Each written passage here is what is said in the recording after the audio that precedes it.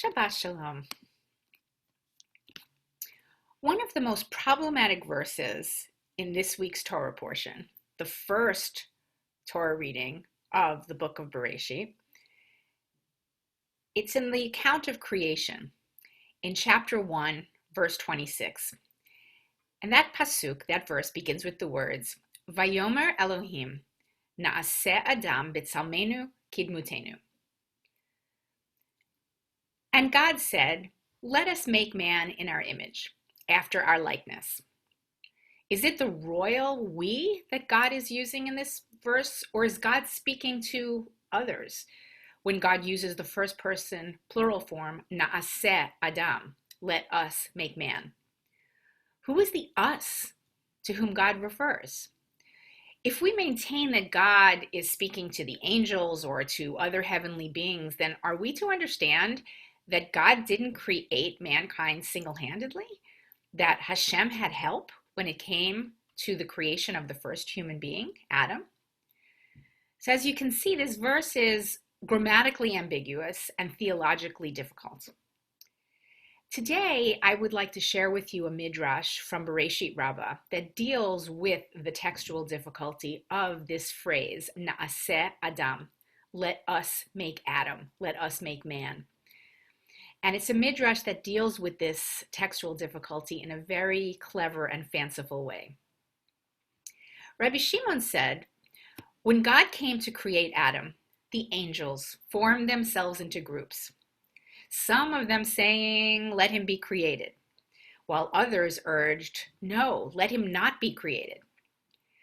Rav Huna Rabbah of Tzipori said, while the ministering angels, Malachei Hasharet, were arguing with each other and disputing whether or not man should be created, God created man. And God said to the angels, Ma'atem medainim, kvar na'asa Adam. What's the use of all of your deliberating and arguing? Man has already been made. Rather than reading the Hebrew word as na'aseh, Rav Huna Rabbah changes the vowels and reads the word as na'asa. And in so doing, he changes the meaning of this phrase from let us make man, or let us make Adam, to man has already been made, from na'aseh Adam to na'asa Adam. And what I find most compelling about this midrash is the lesson that it conveys. This image of the angels being so busy arguing that they missed out on the creation of mankind, the very first human being, Adam, reminded me of so many incidents in my own experience where I was so busy that I almost missed out. A smile still comes to my face when I recall the birth of my daughter, Rivka.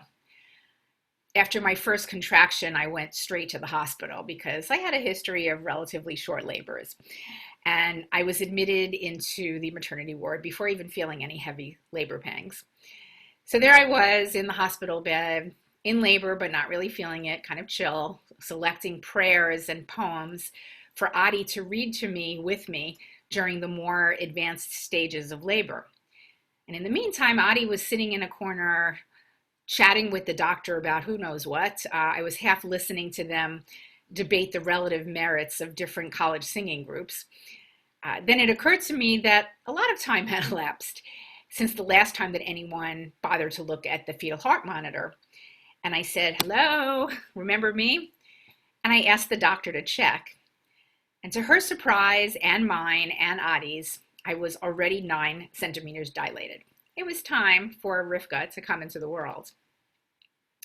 Adi and the doctor were so busy debating, arguing. I was so busy preparing which prayers and poems to recite that we almost missed the signals of Rivka's arrival into this world.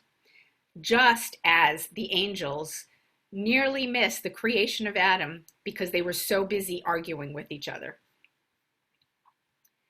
I also have very distinct memories of the many, many times throughout all of my years of being a rabbi when I was so busy preparing for a class or writing a Devar Torah or a eulogy or a bar bat mitzvah charge, being so busy, so immersed in what I was studying or writing that I didn't stop for even a moment.